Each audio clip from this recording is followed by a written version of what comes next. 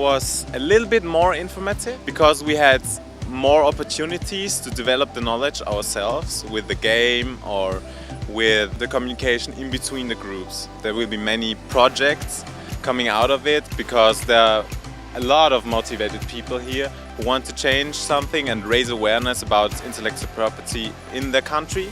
Some of people who are here, been here the last time, so it's really nice to reconnect with them. And also I really like that there's so much new people who are so creative and you feel really inspired being with them and being around them. All the work that you have been doing this morning has been about looking at the legislation and the law and the opportunities for intellectual property.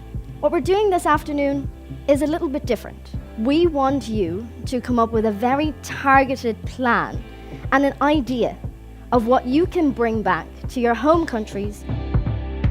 I just was interested in how simply it was broken down and that I can remember that now and take that away and teach that to other people. I think that IP is extremely important, especially for businesses, and I think that students, especially the undergrad students, need to know how they can get protected in case that they launch their own businesses. I will take everything that I've heard among the group, I will take it back to our office because we have this assignment in Sweden to raise awareness of copyright, and all of this advice I've been given from the young creators here, they will bring our work so much better.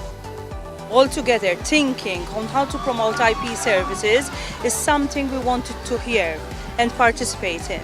Maybe we'll get something out of it and maybe implement it at national level. Maybe we'll try to see how we can help our Maltese influencer who's over here.